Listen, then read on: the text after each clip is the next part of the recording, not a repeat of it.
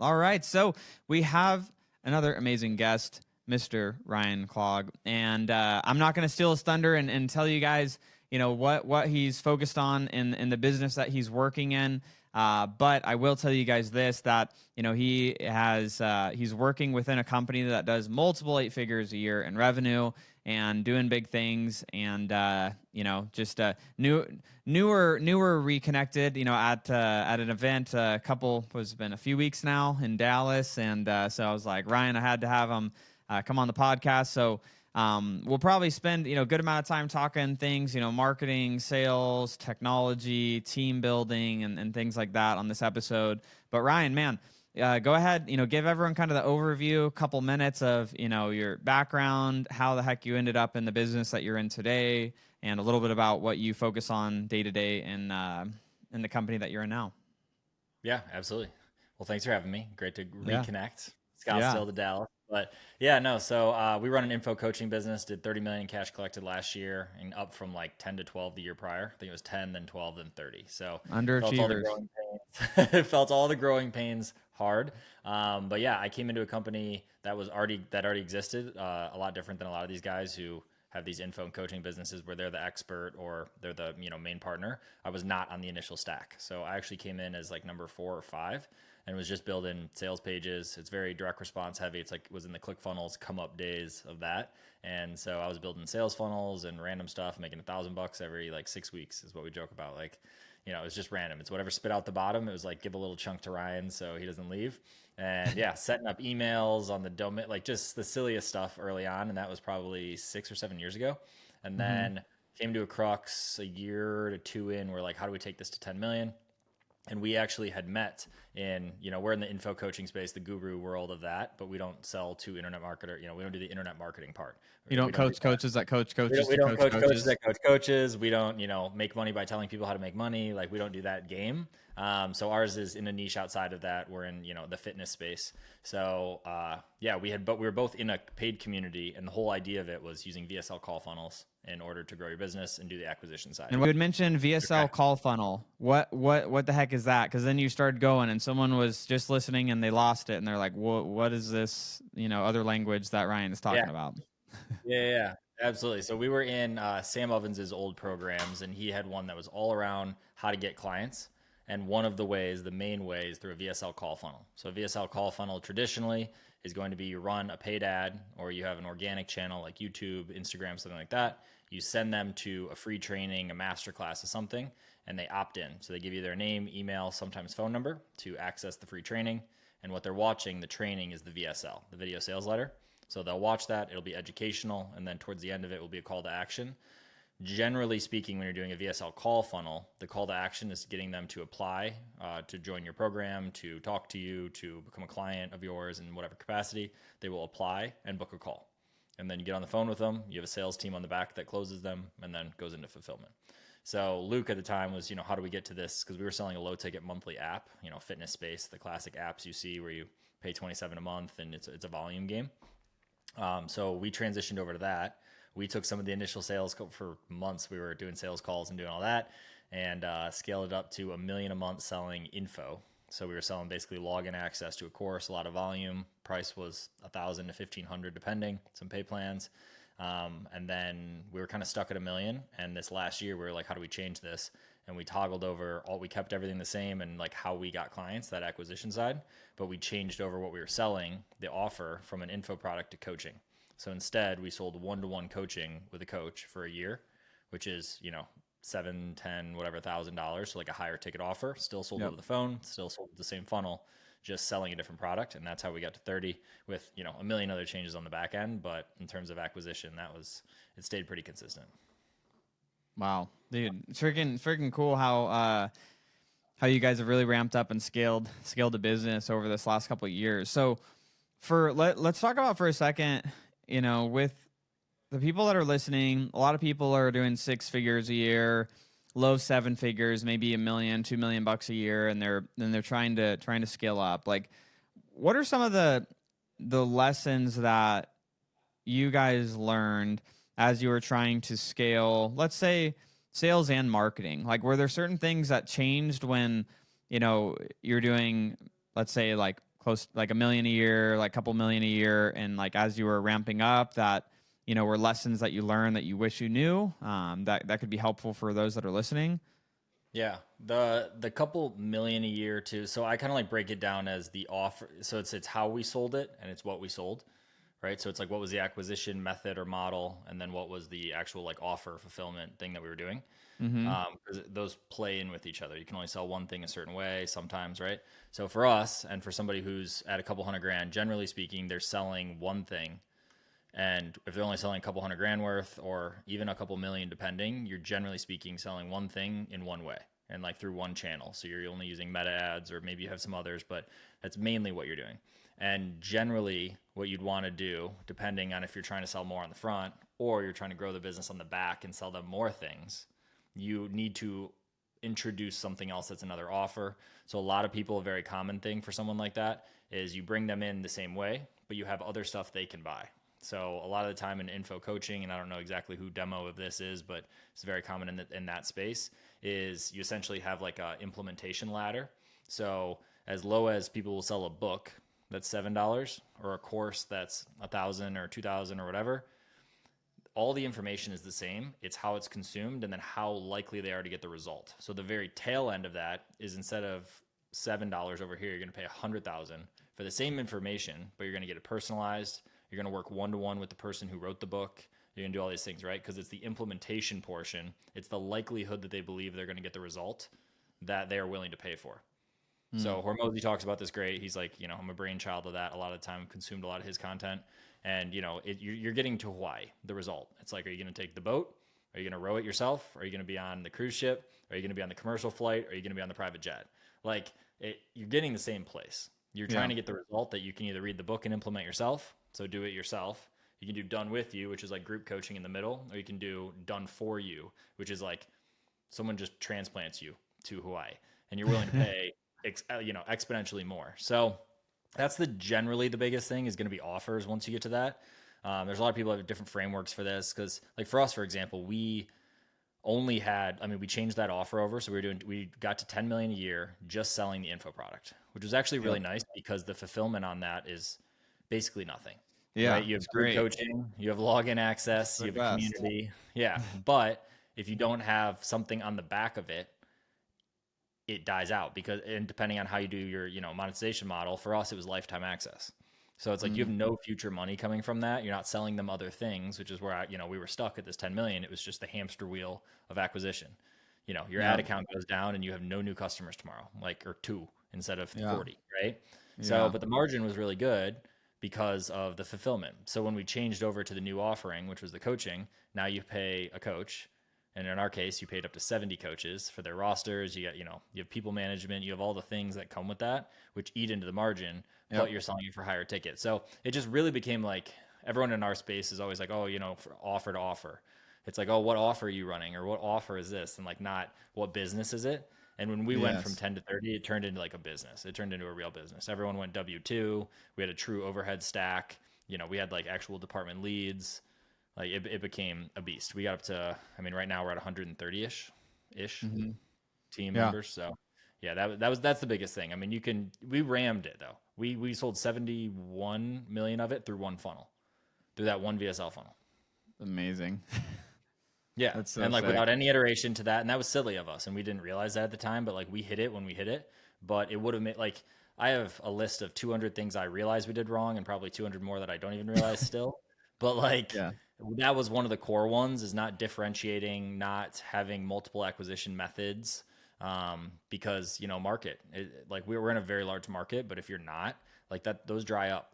And not having something unique, not having a different way for someone to come in, a lower price, a different messaging on the way into your business, or, even as localized business, like, a local gym that changes the offers based on the month, or, does it around seasonality. Like they need to do that versus having, this is the price and that's it, right? Like there's a reason that promotions exist. There's a reason that different pockets in time, and we never did that. So that was a huge mess up on our part and left however many tens of millions on the table from not doing that.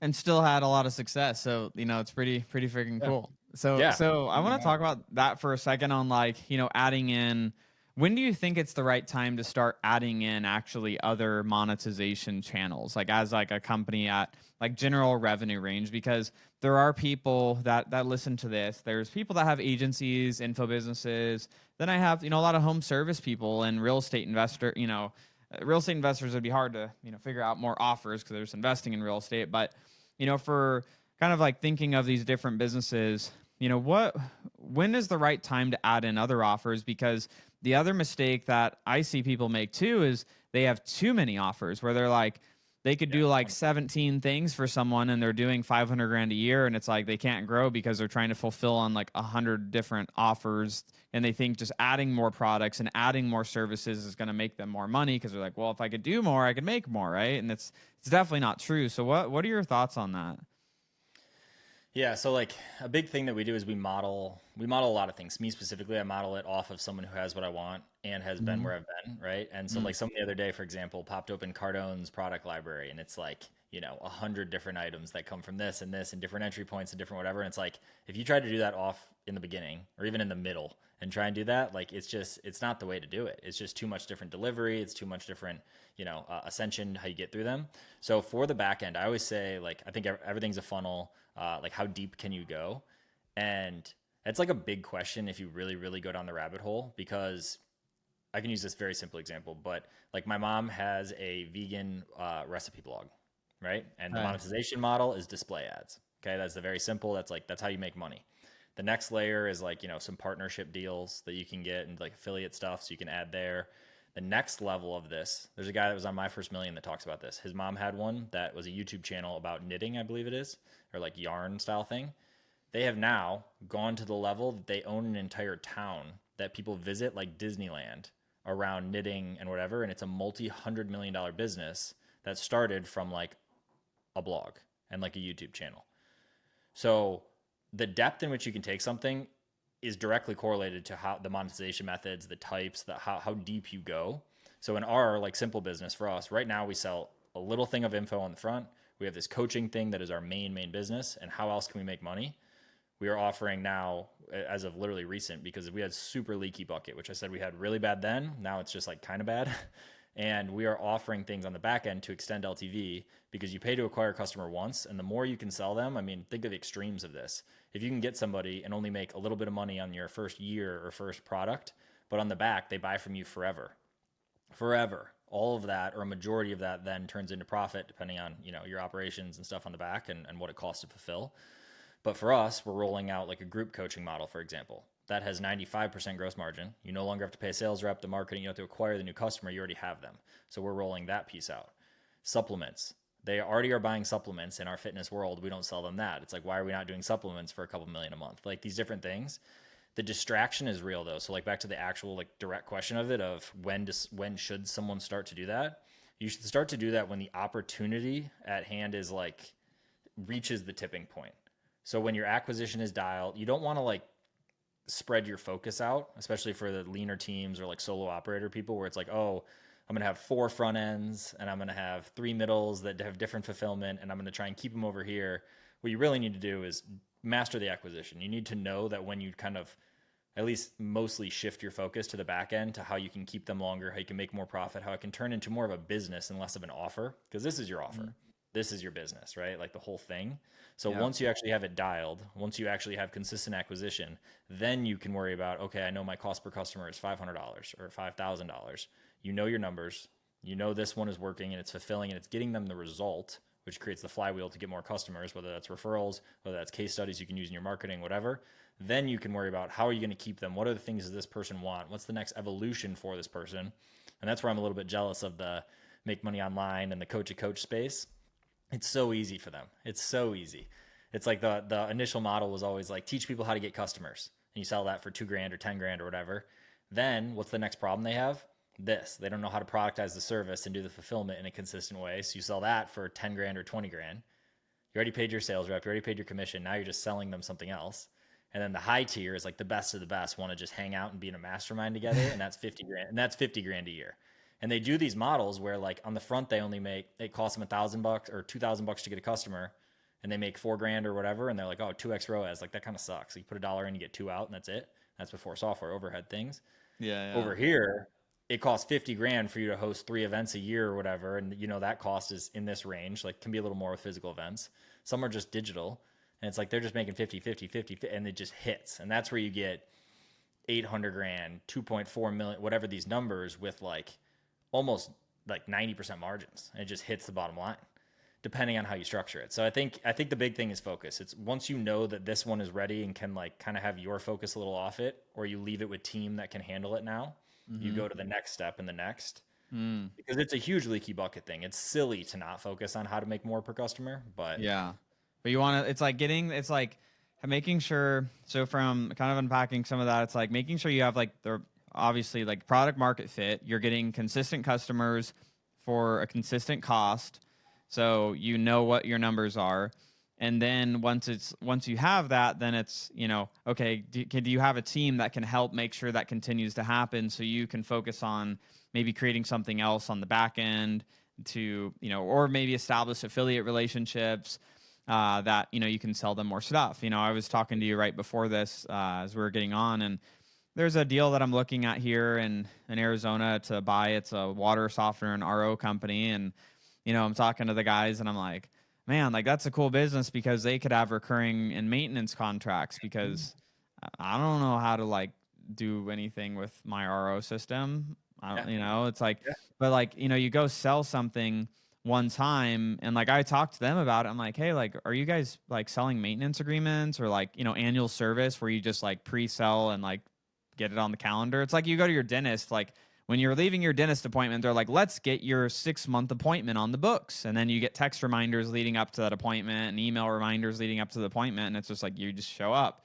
yeah. And I was talking to these guys about it and they're like, no, we like, if customers need it, we'll do it. But like, we don't like actually like focus on that. And I was just like, oh my gosh, like there's Yeah, just like crazy. It's money crazy. leaking out there. Oh, there's It's like, yeah, it's burning it. Yeah, it's crazy. yeah, so it's exciting, but I think um I think that's the important part that you're talking about though is not trying to do all of that at the same time where you have like half a dozen upfront offers that you do and then all these other offers on the back end. It's like keeping it simple. And I think most businesses can get to $1 million a year with just one offer, one marketing channel, and beyond. Most likely they can, depending on some are like some home service stuff or online businesses, like all have like their variations to them. But I think it's a good lesson. And I was talking to a kid that was like 19 a couple weeks ago, and he was like asking me for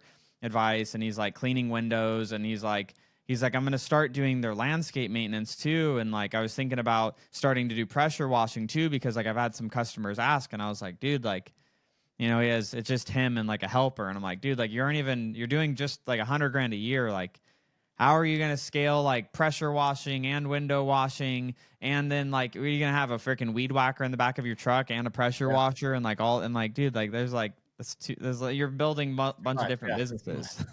Yeah, yeah. No, I don't know. I mean, my dad is landscape and snow, and Yeah. he has been since he was 16 years old, and he's 60 years old now, and he has done fantastic for us. That's how I got like my business chops, or like that thinking type, right? It was always from him, and he introduced me to a lot of this stuff early, but nothing online, nothing in that space. And it's like as I continue to kind of come down into this and the talks we have and the stuff, it's very similar to that. It's like in the landscape space, for example, it's like they have all these different services and they do operate almost as their own businesses. Like irrigation is almost standalone for them because it's like this other delivery. And yes, they have shared economy and like they have these different things they can do, but it's crazy. And I have friends that are in HVAC space, and you just said like the preventive maintenance or contracts. Like I have a buddy who is crushing it and just got like a a 5-year, tens and tens of $1 million contract across a bunch of hospitals. And they're like, and the best part is that those preventive maintenance contracts are the ones that make the most too. Cause it's like, they just got this, then they go out and, oh yeah, that needs a new chiller or whatever, cooler on the roof. That's Yep. 250. That's this. And like the margin in being able to do stuff like that when you focus versus something that's a little more, spread, And like my dad would be the first one to tell me this. He's like, oh, Ryan Clogg. I should have stayed in the services, but I should have leaned into the name. And like what he means is like plumbing, HVAC, like Clogg thing. Like he's like, I could have ran with the name forever. And it just has like a higher margin, higher service, or like a more streamlined service delivery style and the emergency style versus, the nice to have and landscape. So it's a lot of different things, a lot of different businesses, but you're right. If you can productize one thing and get really good at it, you can take anything to. It's a Hormozy quote that I heard, but it's, if you can take anything to 100 million, you can take most things to 1 billion, which is like a crazy thought, but everything from window cleaning, like how far do you take it? And then you can only take, a couple things, which is like the tech, this like that to a trillion is like his quote. Yeah. Super interesting. Yeah.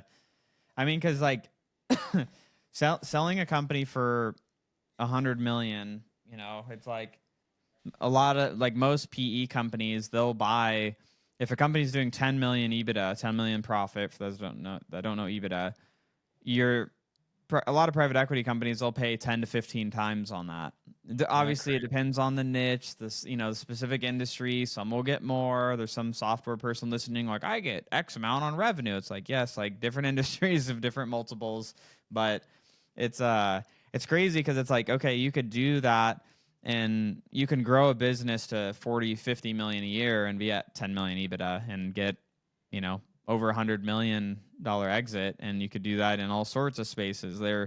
My business coach mentor, Adam, was telling me he was working with a guy that just sold for over 100 million and it was a pressure washing business. Pressure washing. It's like, it's insane. Just like in any business you can grow and, sell for, over 100 million. I guess to that point on like billions and beyond, but like most people aren't even thinking about that anyway. No, but like and I know 100 is probably is big for a lot of people too. Yeah. But using the math you just said, right? You get to just use 10 as the number. If you can just get to 10 million in EBITDA, and like some of these companies, I've been doing some of these like podcasts and meeting people in online space, and there are a lot of people that operate with 60+% margins because they don't use paid advertising. They have this big organic following and these things, and then get near those numbers. Now you get back to the issues of selling and like founder risk. Key man risk. They're the face, key man. Yeah, they're the face. They're like, different there. But wow, if you can operate at a healthy online margin, which I would be interested to hear what you think that number is for maybe these info coaching or some of these online businesses, but call it 25, 30% roughly, let's say, when you layer in paid and like large scale team and everything. Yeah. If you can get that and be at 50 million a year, doing over 10 easily, right? What would that sell for? And could you get upwards in the 80, 100? Like, could you? And I don't know, but that it's doable. I think the in the info is as long as it's not like stuck on someone's face.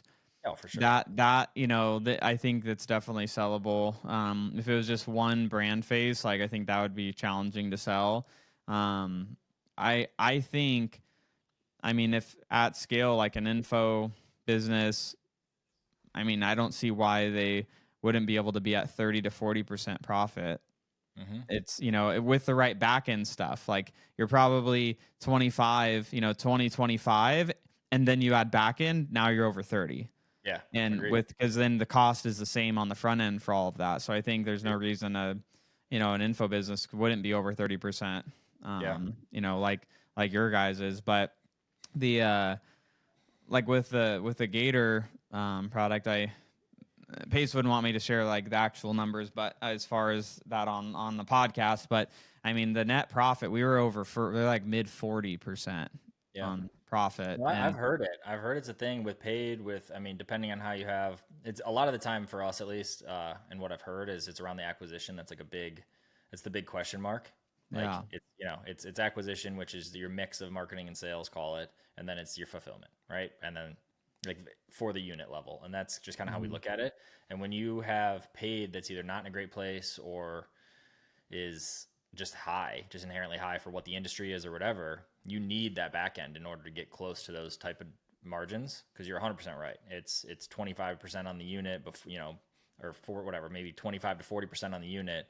And then you hit overhead. And if you don't have anywhere else that you're recouping any other cash to pay, to cover the overhead piece, you're taking that 40% and just chopping away at it until you're sub It's 20, and I think lean that's dangerous space. I think that's dangerous space to be under a 20%, which for I will info say right now business. Like for for info trade business. businesses, they're excited to be at 20%, Oh, 20 and to I know that's what I 25. mean. Yeah, I mean, like my dad does, some of this stuff, and he's shared his numbers, but like it's, you know, getting in the teens is like, sometimes the goal, depending on what, line item you're looking at, like getting in the teens and you feeling good about doing 10 million a year and making 1.2 or one, in that range, plus your life and stuff that's buried in there. Cause a lot of these guys have that, right? Yeah. Where you have another $500,000 buried, but like, yeah, just like on paper being in 15 range is like fantastic. And there's other Mhm. guys who just do snow and crush it because they have these way bigger ones. But then there's the guys who mix and have all this stuff. But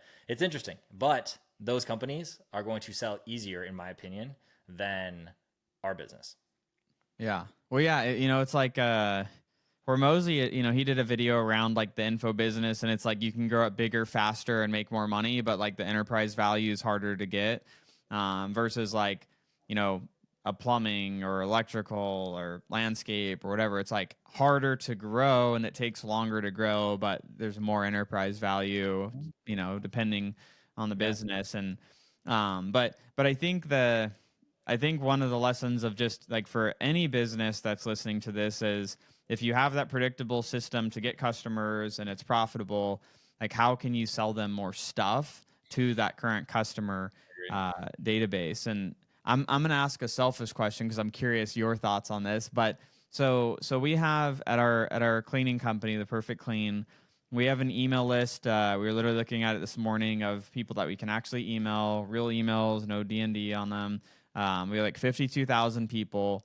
And, I was talking with my partner, Zach, and, we're like, what else, what could we do with this? What would you do with your marketing mind to, that customer list? Like one of the things I'm going to be doing as I buy other ones is cross marketing services to the other brands to, be able to share customers. But what would you do to, bring revenue from a list like that as a residential cleaning company? Yeah. So what your current offering is recurring cleaning. So like how many Yeah. of those 52,000 are current active recurring customers? Oh no, we'd be freaking I know. Goliath That's what if I we was had like. 52. And we have 52,000 people on our email list, and we clean about 1,200 houses a month right now, and of those is like 870 of them are monthly recurring customers, and the other ones are a mix of biweekly, quarterly, or one-time cleans. Okay. So 1,200 of the 52,000, where did the other the 40, whatever, 9,000 come from?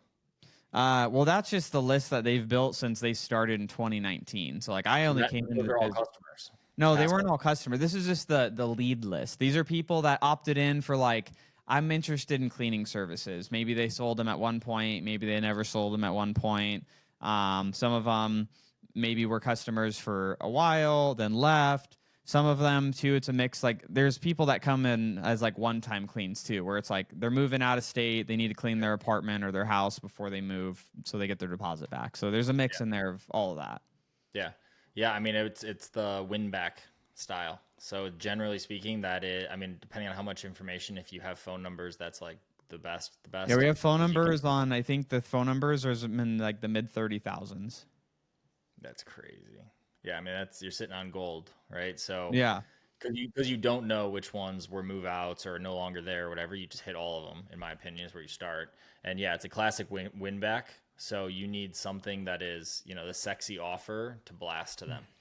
So defining what that sexy offer is that you want to do, if it's get your first one free, if you sign up for, monthly going forward, which might burn you guys on costs. I don't know. You got to come up with what the offer is that makes sense for the business, but yeah, go as yeah, extreme as you can go in one direction and then just pull it back until it works for you in costs and it works for you in like actual, yeah, um, and hit them from multi-source. So get a setter, get a someone, work through the list and dial and clean the list, because that's going to be the big thing. Is you want to clean that so you're not spending just simple things, but you're not spending the bill on hosting all these emails. There's just no need to have them in there if they're not within your demo. You don't have to get rid of them, but like, yeah, don't market to them. There's just, in my opinion.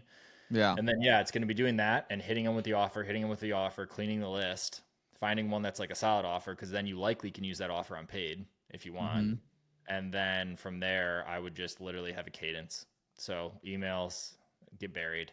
So right now Yeah. for our brand, for example, we send 2 emails a day, Really? every day to, yeah, I mean, to right now, the hot section of our list is only 250, 300,000. And we have like Mm-hmm. 1.2 million emails and 400,000 phone numbers ish. Mm-hmm. Because we only accept phone number on application, not on the opt-in, like I was talking about earlier on the VSL. So yeah, I would dial your way through that thing. I would direct offer, but you have to have a good enough offer that it makes sense. Is like Yeah. is the starting point of all of that. Yeah. So we just they were doing like a discounted amount for the clean. But one of our other buddies is doing like he's getting crazy cost per lead and customer acquisition cost, like a third of what we were getting. And so we just changed our offer to his. I was just like, dude, that's for like Yeah, start there. they're getting like $10, $15 leads and then acquiring a customer for $50 and we're Wow. acquiring a customer for like 130 to 150. And like he was telling us, so this was his offer. It's really funny. And anyone in the cleaning business, go steal it. Go ahead. But he's like, they run the ads and it's like a free cleaning voucher is like what the actual ad is. So it's like request to get your free voucher for a cleaning. And people are just like, they love it. And Yeah. he's like, and I was like, how are you making money on that? And he's like, we don't offer to clean the whole house for free. We're going to clean half the house for free. That's the voucher. And so, which was basically what we were doing on our deep clean. We were offering like, I think it was like 40 or 50% off an initial deep clean. So it was literally the same offer, just Yeah, packaged different in a framing. Yeah, different different way. package. Yeah. No, it's huge. I mean, the offer is going to be, especially for that, and doing it in a way like niching down is a huge thing, huge thing. So I don't know that you guys are going to mass run something like that, but being able to, and this is just an example, be like, oh, it's like for, college students are probably a bad example, but like in that demo in there, and for what Yeah. you can do with your current list, depending on where they exist, you can frame it around the fact that because they're on the list, because they have whatever information you have. So it's if they've Yeah. opted in before, if they were a past customer, this is like, you can literally say, this is like a win back. This is us trying to get your trust back. So we're going to give you a free one, but it's just deeper on that framing and packaging. Because Mm-hmm. the offer, that's a solid offer. I mean, that's like come in for free and do it. And then, making sure your language is right. Because the other thing on this, and this is a really big thing, is people acquire leads or low ticket buyers or whatever that is not it's not congruent with what they actually want their business to be around. Meaning, if you do that offer and it actually just burns a bunch of people because they're like, oh, you show up and then you're going to try and bill them $50 to like actually clean the rest of their house, and like it's bad blood where they don't Oh, become, yeah. what we talked about, where it's LTV, it's Yeah. recurring. Like your Yeah. goal here is to acquire a lead or a customer in a obviously more attractive way maybe than just like, hey, I will do monthly cleaning. But your real Yeah. goal after that is to get them into monthly cleaning. So if you Yeah. are selling them the craziest other extreme example, like you get a free car and it's like, oh, come get this free car. And they come here and it's like, oh, yeah, but now you're going to pay for monthly cleaning. It's like, what? Like, it doesn't even make sense. And that happens a lot of the time in the info coaching space where you sell some low ticket thing for $7 or $40 or whatever. They come in and that's not somebody who will ever ascend to the high ticket stuff. So Yeah. even if you have a great cost per call, a great cost per customer or whatever, you now have 10,000 people that are in this other niche that are never going to buy and become part of your actual business. It's just a one-off thing. So like you always have to make sure that some level is in alignment with like the company and the service you actually want, Yeah. or the morally aligned or whatever. I don't know how you guys are going to 100%. frame it, but yeah. Yeah, no, they talk like the sales guys get on the phone and explain the offer to them before they schedule them. We're not like surprising them and showing up and like now you Yeah. got to pay for half. It's Yeah. like yeah, the vouchers to clean 50% of the house or like whatever their square footage. It's like your house is Yeah. 2,000 square feet. The first 1,000 square feet's for free. Like Yeah. that's what the Yeah. I mean, offer. you used the dentist example earlier, and I got a bit of a bait and switch situation with the dentist. Like, I literally hadn't been to the dentist in like 5 years. I was living in Puerto Rico. I was like all over the place. Like, it was a mess to try and schedule one. And I was like, Yeah. I'm just gonna pay for one and get one now that I'm back here in the States. Like, I'm just gonna do it. And I find this one online, and it's like $49 or something, and it's like a cleaning. I call the lady, yeah, it's $49. I'm like, okay, cool. And I go in, and they were dialed. It was like a machine. Walked out with a $1,600 bill. Oh my, dude! I got pitched $12,000 worth of things. $12,000. And in all fairness, it was in direct response to what I said like problems were, or what I had like for like all this stuff. I sit down in the chair, they come over, they do like the initial thing, they get all the information, they're like, okay, cool. Then they have the doctor come out, like they do the whole thing. They then go, okay, so this is going to be a 2-day, two different separate cleaning. We do one half and then the other half of the mouth. I'm like, why wouldn't you do top and then bottom? But whatever. And they're like, a deep clean is like $1,500, and with insurance and all this stuff, it's only, it's almost out of insurance. So clearly I was at some private pay. And then it was, I was like, oh, and then maybe, I lost my retainer 10 years ago. Maybe I throw some Invisalign or something on this. And they're like, yeah, that's $5 or something grand. And they're like, oh, and then you have this crazy unique thing. He's like pulling up like whatever. And that's going to be, $8,000 or something along, or what was it? 7, I think it was like $7,000 for this other thing. And I'm like, what a model. And then and then the other thing you said is the recurring. Then you just have this recurring engine where you continue to get deep cleans that are twice, and they're $1,000 or $1,500. I'm like, wow, and I end up leaving. I'm like, okay, well, do I just call you if I'm interested? And they're like, yeah. And I paid $50 on the way out, and they've just hit me with SMS, dials, like all the things. And I've been like, yeah, give me some time. I'll reach out to you. But the offer was $49 to come in and get a cleaning, which I did not even get a cleaning, by the way. But Oh my dude, that's insane. I started going to a newer dentist. I went to the same one for like freaking 20 years, from like when I was 5 to 25, and then yeah, it was like the family one, and then I started going somewhere else through another like health program I went through, because they do like this specialized like treatment, laser mouth treatment thing that kills the bad bacteria. And so like I did that, and then like, dude, like every time I'm there, they're like trying to, like, it's like every time it's like they're trying to get me for $1,000, and I'm like, I'm here for my regular cleaning. Yeah. I'm not being pitched anything. There's nothing I will be buying today unless you say I'm going to die from something going on in my mouth. Yeah. Like, Yeah, they hit me with a good one. I have like a receding line or whatever on a gum line, and they're like, it's only going to get worse. It causes this and this and this, and they're like, the only way to solve it, or like, is you need these cleanings. You can't get a normal cleaning. You have to get deep cleaning forever. And that's the reason you have no cavities, is because you have this thing that eats your gum, and like just goes into this whole like storyline. And they basically told me I was dying. Like I was like, how do I fix this for good? And they're like, well, we shave an entire thing, a square, off the top of your mouth, and we re-put it in these gums, and that one's like $5,000. I'm like, it was LTV City. LTV City. So it's insane.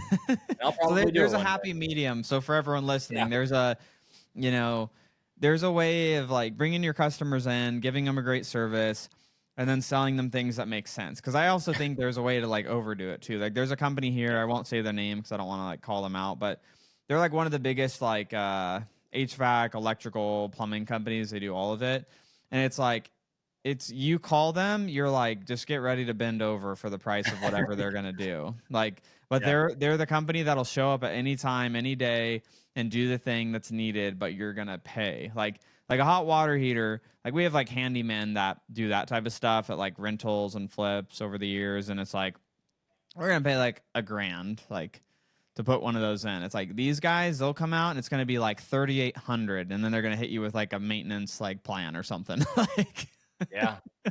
And it works for them, like it's just, and it works for them. And there's someone who pays it, and they have super low delivery, and like, you know what I mean? It's like, it's a different model. It's like my dad, which I keep using this as an example, because kind of home service ish, but like they are the highest in the market, no doubt. You could tell me any other one, I would promise you that they are the highest in the market, and they pay their team really well. They do all these things really well, but like they are known for that. Someone else would quote the exact same thing, and like they wouldn't even bid on work. There's no way they would ever win like an actual, like a public bid or something ever.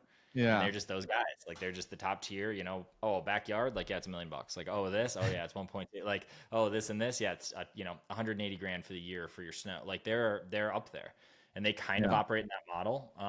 But I don't know. He has some really good, like if you see the numbers on his setup, it's like you understand it when you have the quality of stuff they have, the amount of visits they have, the drive time, the gas, how they pay their team. It's like, it's just a different model, but yeah, you never want to be the guy who just gyps people by any means. So it's hard to compete. It's hard to compete when you don't have quality that stands out different. If your product is not differentiated and you're selling it for a higher price, it's like, it doesn't make sense. Yeah, absolutely. So for the people that are listening on the, let's talk about the, because a lot of people, they're trying to scale up to 7 figures, multiple 7 figures. Any lessons that you'd share from like a sales team standpoint that people need to be doing, like when they're overseeing, like, as they start building out a sales team? I know you guys are, from, as I was hanging out with you guys in Dallas a few weeks ago, you guys are transitioning some stuff there, or might have already happened by now. But what are some lessons that you've learned in like having salespeople, having sales teams to get the most out of the performance there?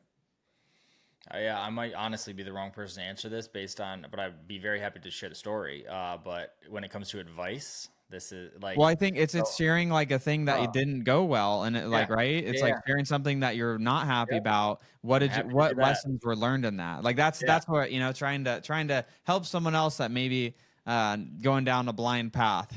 yeah. So I do these on YouTube every single day now, and it's like I share what works, what did not work, and like what's working now or what we're trying now. And Yeah. so for us, the evolution of this, I shared earlier, we started when we actually started making money, it was due to a sales team, right? So it was over the phone sales for everything. We sold nothing direct to cart. So we initially did it. Then we hired sales reps that were all customers of the product. So Mm, customers of the info product.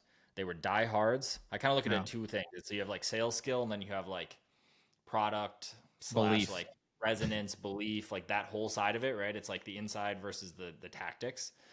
So we hired out of this bucket and tried to teach them this, which also, as a techie and an ops techie, was like the hardest thing ever because they, navigating a HubSpot or a CRM or whatever you use, trying to do the dials. I mean, our target demo is 40 to 6-year-old women. So like that was hilarious because it's like we're teaching them both like how to sell and like what to like do this and like use order forms and like update the CRM. So Get it's in your funny. But computer. Like, no, turn it on. Turn on your yeah, computer, Karen. yeah, No, yeah, turn yeah. like that's your Yeah. home screen. I did office hours every day for months where I would just open a Zoom room for like 2 hours and they would just ask me questions. Like it was those type of days.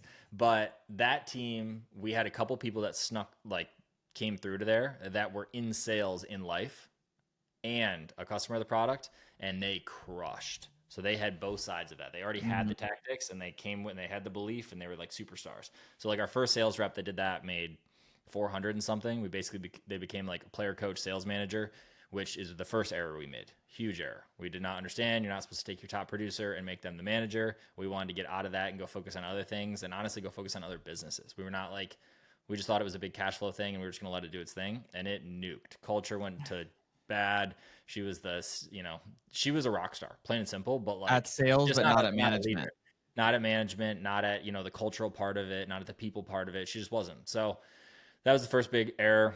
Had to lost over half the team, then rebuilt that team up. Did you And lose her too? yeah, When that we got rid of I've made her the for, same mistake too. It's that yeah, cardinal sin. Everyone listening, don't do both that. of us have made the mistake of having your best salesperson and being like, they're great at closing. Why don't we have them just manage the other closers? Even though they have no leadership skills that they've, managed teams before in the past. And, but let's just see if it works out. And I have done the same thing over the years. And it's, I, and the interesting thing though on that is like sometimes people are like, oh, they need to have been a good closer to be able to be a good manager.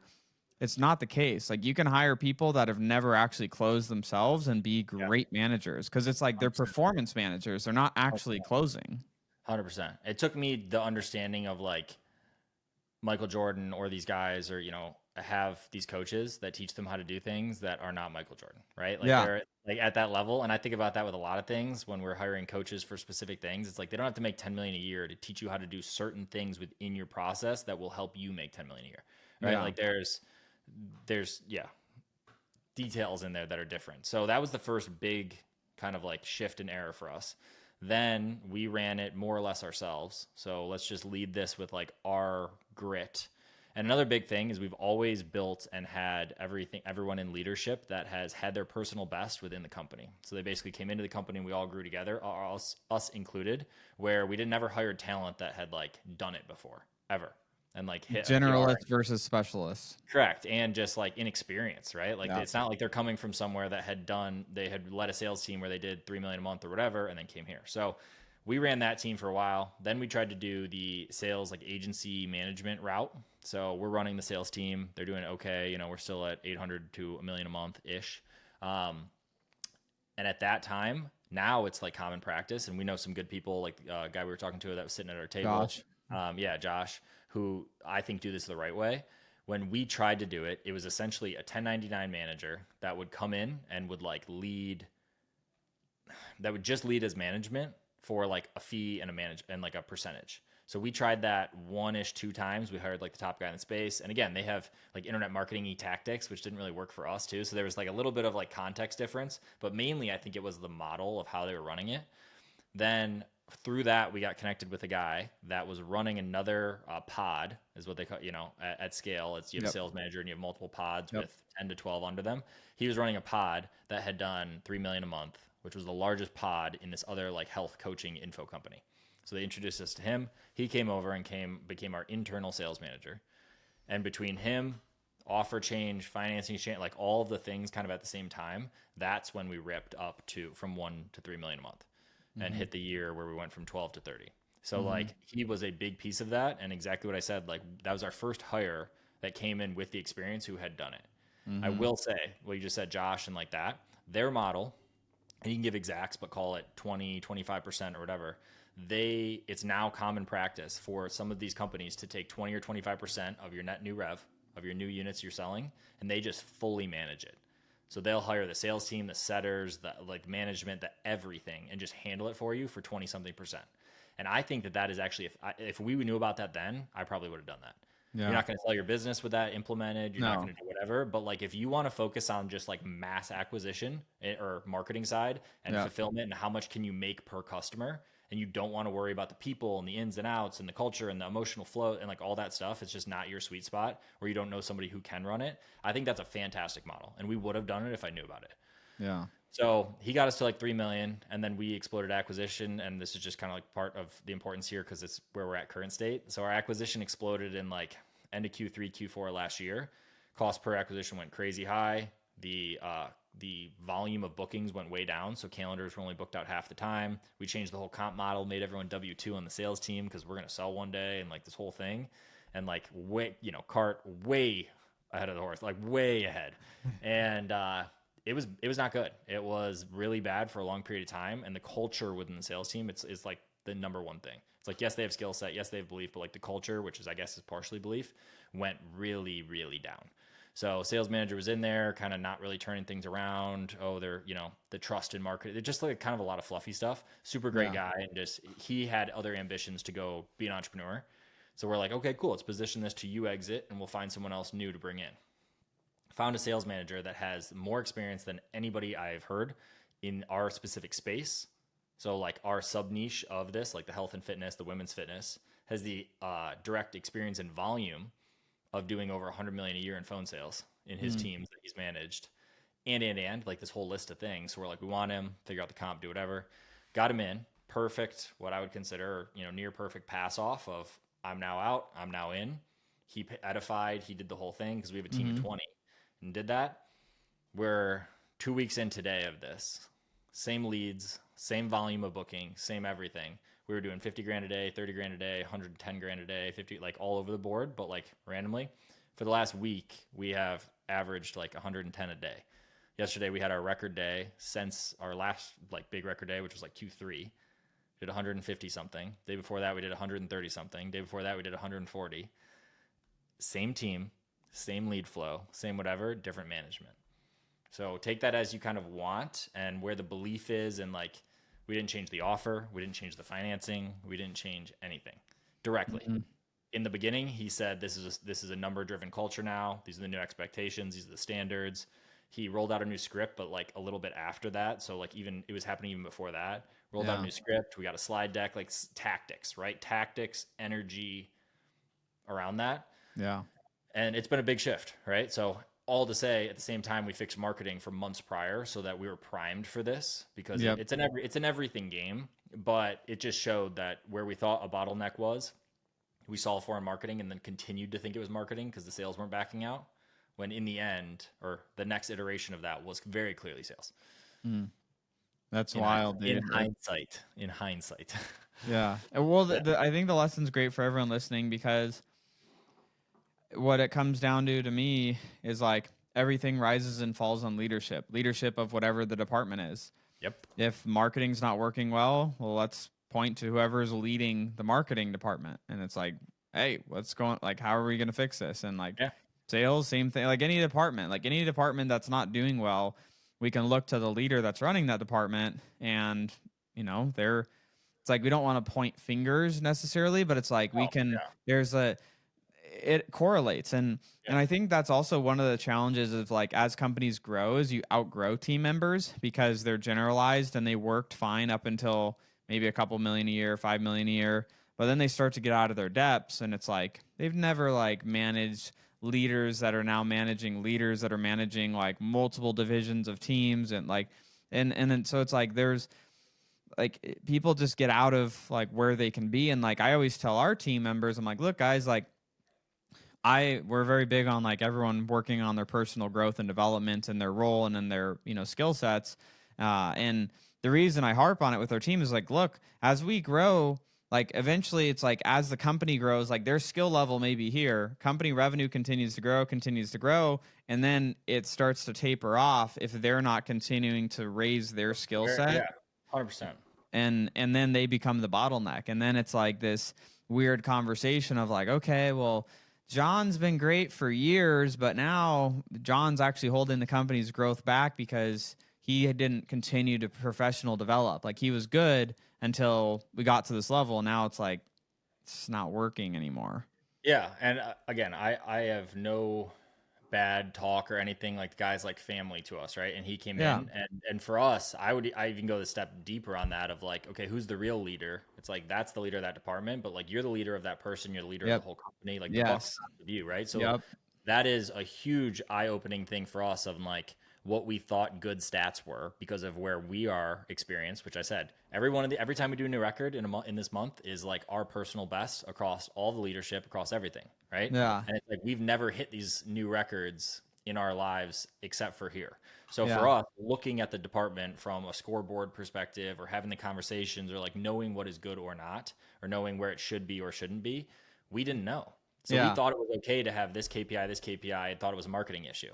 And Yeah. like we let it happen. So yes, Yeah. in management and what, but like same with that person, right? So like we didn't have the wherewithal to know that what you just Yes. said, like where it capped off Yeah. was where it was going to stop because of that. Like you have some little inklings, but then you just mix it in with energy and personal passions and goals and what somebody may want for their future. And that was the example. He wanted to do the entrepreneur thing. He wanted to grow in a way that was not upward in that department. That was not his goal. His goal was not to just do more volume as this Yeah. person.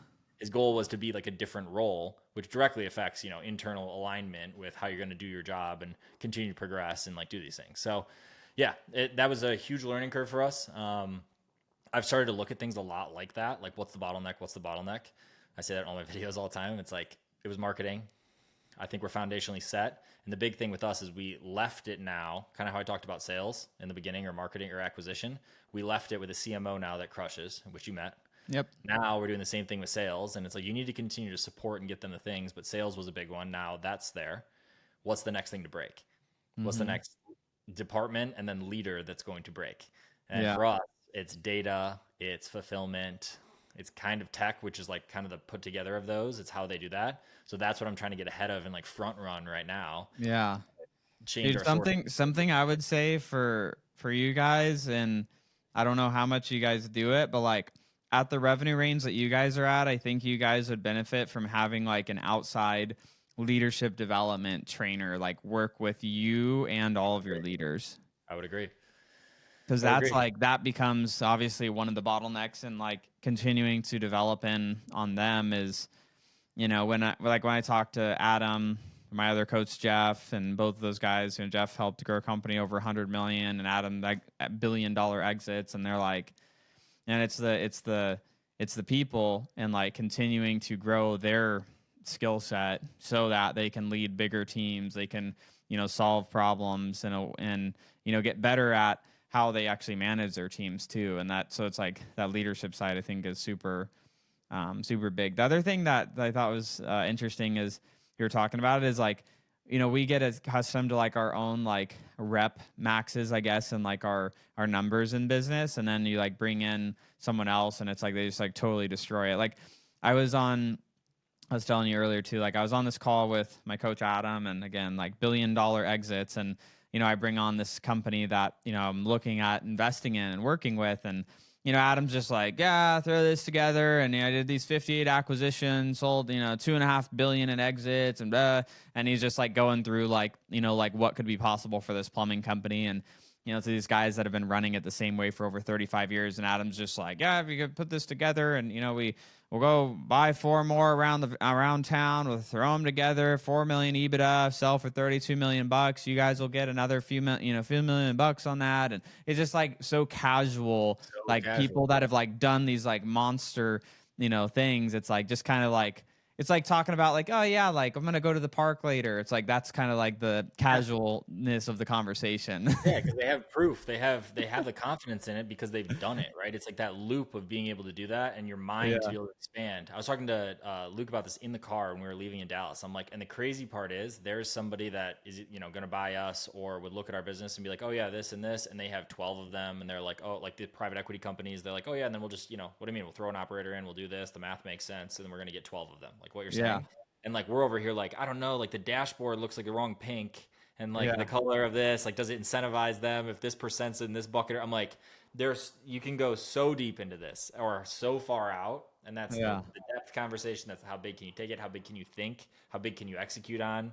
How big of a vision can you get people to buy into so that they Yes. can then lead it? Like, there's so many levels to this thing, and I started to get so embarrassed when we were talking to somebody, and it was like, we've only done 30 last year, and yes, that's massive in comparison to some people, but that is like a speck in our space, even in like our niche of the space even. And be proud of the wins, but be like humbly dissatisfied with the potential that you may not have yet is like a big thing that we're trying to look at. Like, where can this actually go?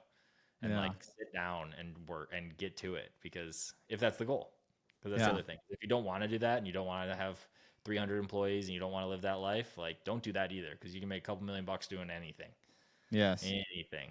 And I think that's a important thing for people to realize is like you don't have to go, build this massive business. And like I think sometimes people can get caught up in like the excitement of like stuff on Instagram and like, oh, I want to build something like that, and it's like it is gnarly. Like it is hard growing big companies with teams, and there's just like, because there's, as like the leaders in the business, like there's just problems going on every day somewhere. Like there's a fire burn. It's like you just kind of are at a point where you have to like get your mind and your brain just calloused enough where it's like you can see something over here that's on fire in your business, but know that over here is where the biggest constraint is. So like you're going to go focus and fix this constraint while you watch this thing over there on fire and do nothing about it and sleep good at night knowing that. It's like Crazy. It's crazy.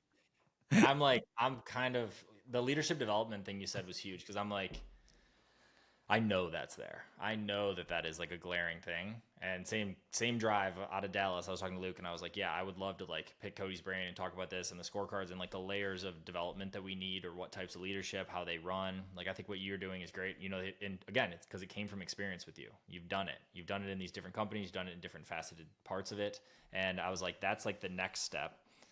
And if we can do it, I'm like, how do I bridge this? Like you're saying, like, how can I just make sure that that fire just stays just small enough that it doesn't overtake anything, to where I can basically be the bridge. And from what I know and what I can find on YouTube and read books and like think will work, I can bridge the gap in terms of like operations to the point that the company's of size, or it makes sense to hire somebody who has done 10 times in whatever employees or rev or whatever number you want to use in an operational role. It's mm, like I have to like almost get it ready for that. You can't just bring someone in and have them like at this caliber, at this, income goals, like all these things, and just be like, now fix it. I guess you kind of can, but like my goal is to get it up to a level of 50 to 80% of the way there in like the structure of the team, the comps of the team, the data behind it, the consistency in different buckets, the not like everything there, and then be like, hey, operator, come in and like run this. And like mhm, now, because I eventually need to get out of this too, right? Like I mhm. eventually need to scale back. So it's fun. I don't know. I just think it's a fun game, and it Yeah. has some high risks for sure. But like you can play it a little bit lighter where there's not as much. I feel like there's Yeah. not as I much mean, risk. it's a world of entrepreneurship. It's just, extreme highs and extreme lows. I listened to this Darren Hardy book. I can't remember which one of his books it was, like over 10 years ago. And one of the things he talked about, and that I've just tried to consistently adopt, which could be like negative at times, but it keeps me good more of the time than not. Because there's a lot more bad days than good days as far as like things going on in the business. So it's like you have to kind of like balance that out. But like I just try to like not get too high on the highs, but also not get too low on the lows. I try to kind of like stay in the middle where For I'm sure. like, I'll recognize and be grateful and be, happy with like, okay, a progress or a result that happens. And like, I'm going to be grateful for that. But I'm not going to get like so high, like, oh my gosh, it's like I'm not going to get way up there, but I'm also not going to get to so low where I'm just like in a dark place and fetal position of like, I hate everything. This is Yeah. terrible. Like, you know what I mean? It's like, Yeah. it's like it's trying to stay in the middle for me is like where I'm always trying to stay just to stay like level in the ups and downs. Yeah, I listen to My First Million podcast a lot. Like I just love it. I think those guys are funny. And Sean on there talks about how in his Slack channel for the main company, he has a wins and losses channel that's private. And he's like, it's just like basically me talking to me, but I'll go in there and be like, we just crushed a record day. Like everything is insane. Like this is blah, blah, blah. We just got this great, huge partnership. We just dropped our cost of goods 30%. Like we're going to make so much money. And then he's like, I put all the losses in there when I am down bad and like fetal position. And he goes, sometimes I'll just sit there and on either one of those or just a random day and just scroll and be like, this is normal. This is normal to see. And Yeah. like how you felt and what you thought and said in those moments is like laughable sometimes. And you just scroll back 2 years and you're like, oh my gosh, I was upset because we lost a sales rep. Now it's like, a sales manager, or now it's the entire department, or it's like it can be so much worse, and it's just we reframe on it, like you said. Yeah. Like I Yeah. think, yeah, yesterday for us, I think was the record. It was a record day in 6 months, maybe Yeah. more. And Sick. we didn't even know until like middle of the day today. I was like talking about something. I was like, oh, like we're just so in it right now, just Yeah. so in it, where it's like those are not the wins to be celebrated for us in current state. Like those are just not the wins. Yeah. Yeah. That's too funny. So as we come up to the close here, Ryan, any advice that you go back to, like, when the business is smaller, that you wish you could have given yourself, that you'd want to share with everyone that's listening before we wrap it up here? Something that I would have told early me when we were doing a Yeah. couple hundred grand. Yeah. This can be as big as you want it to be, and define your goal. Because for us at the time, one, I couldn't even see where I can see now. And whether that's you listen to other people or you just, have a pipe dream and think it can be, know that it can be. Know that you can follow somebody who's done the model. You can look around, and sometimes they're hard to find, especially like in info coaching. It's for our example, it was hard to find other than look the Tony Robbins or the, Pace Now, but like wasn't then. And like all these other guys that have hit these huge levels, Grant Cardone, Mm-hmm. it almost seems like unrealistic, but there's guys that are in the middle that are like us that you can get to tens and tens, and know that you can get to hundreds. You can Mm-hmm. find somebody in your lane, in your business, who's done it, even if it's a soft shift. And then the more important part of that is, what do you want and how does your life actually look around that? Because there was an age and stage around this business where money was flowing and it was 4 to 8 hours a week and we were doing our thing, and it was a different life, and because it was a different goal. And it Mm-hmm. was, sometimes I look back and I'm like, oh, is that more of the goal that I wanted? And it was the goal that I wanted at that time. Mm-hmm. But now that the goal has changed, it affects everything. It affects your whole life. It affects how you go about things. It affects how you think about things. It affects your emotional around there. So just defining what the goal is, and then truly understanding that it is possible to hit basically almost anything you could think of, like we said, finding somebody who's done it and trying to work back on how they do things or how they did it at that time is a big one. Mm-hmm. And you can find them. And I think that's an easy framework, roadmap, whatever you want to call it, that you can back into based on your decision of where you want to be, how you want to live, and what your goals are. I think is the Yeah. easiest thing. I love that. Well, Ryan, man, thank you for taking the time to come on and share with everyone, and the painful lessons that you've had, so that people listening can hopefully avoid those and be able to learn. It's like you learn from the 2 M's, it's other mentors or your own mistakes. And I'd rather learn from other mentors to, Yeah. be able to shorten that learning curve. So appreciate you coming on. Where do you want people to find you? Whether it's, I don't know, Instagram, your YouTube, and we'll make Yeah. sure to share that in the show notes. Yeah, just Ryan Clogg, Clogg, and yeah, I'm on YouTube, X are the main two I'm on. I'm on Instagram, but I don't really know how to use it that much. But yeah, YouTube, I've been doing today's day 71 of a video a day, every day.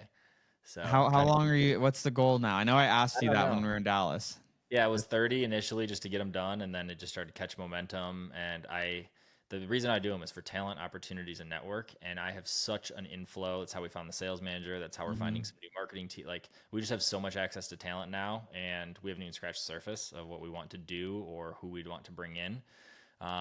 So yeah, I think I'm just going to keep going. I see 100 as like an easy milestone because it's just another month of it, and I know I can do that.